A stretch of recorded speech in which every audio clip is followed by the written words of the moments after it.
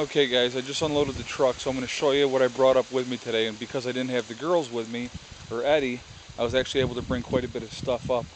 So the first thing I brought up was this wheelbarrow. So I've got another wheelbarrow up here, a more conventional one. I brought up a 5-gallon water container collapsible. So that's a most important thing that you could have. Toilet paper. So there's 369 rolls of toilet paper. So brought those up. These here are all just tent pegs. So there's a whole freaking bunch of those. So I brought all those up with me. And then in this bag over here, this is all candle holders and candles. So you can never have too many candles, and so I had picked up a bunch of different candle holders as well, and so show you that there. So perfect for those kind of candles. So I got that, a shovel, collapsible shovel, and then another collapsible shovel.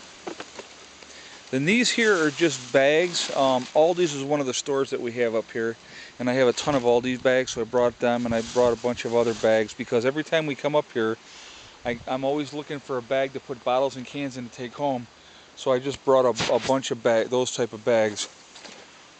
This here is a little foot pump, air pump, so that I can blow up the tire on the other wheelbarrow. And then this here, these two things here are just nuts and bolts and screws and nails and you name it. So all kinds of different knickknacks as far as that goes. And a bunch of different stuff in here. More nails, masonry nails. So all kinds of different nails and screws. There's a lot of screws over here, drywall screws.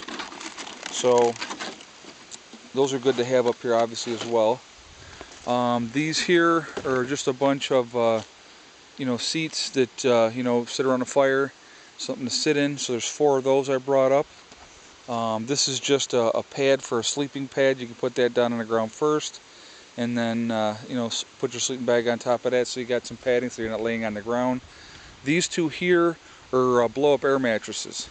So that's kind of a nice thing to have. That you can, if you had a bunch of people, then you got extra places for people to sleep. Now here, I like these. It's a set of 8 solar lights. So I can have outdoor lighting and just basically charge from the sun. So I brought those up as well.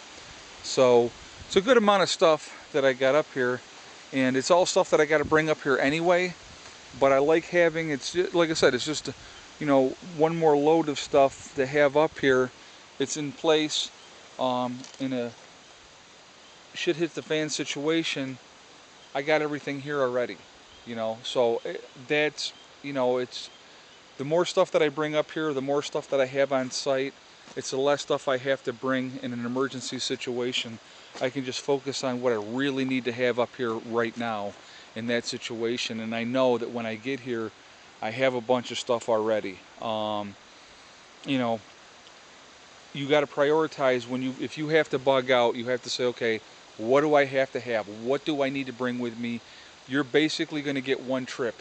If you have a bug out location, or you have some place that you know that you can go where you can be safe, you're looking at one trip. So even if you have 2 vehicles, realistically, how much can you bring with you?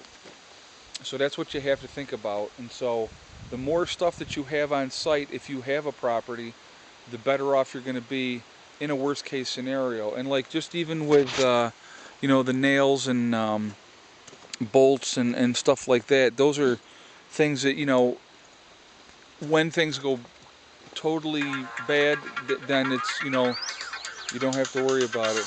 Oh God, the school's calling me for my son. Let me let you guys go. Prepper Nurse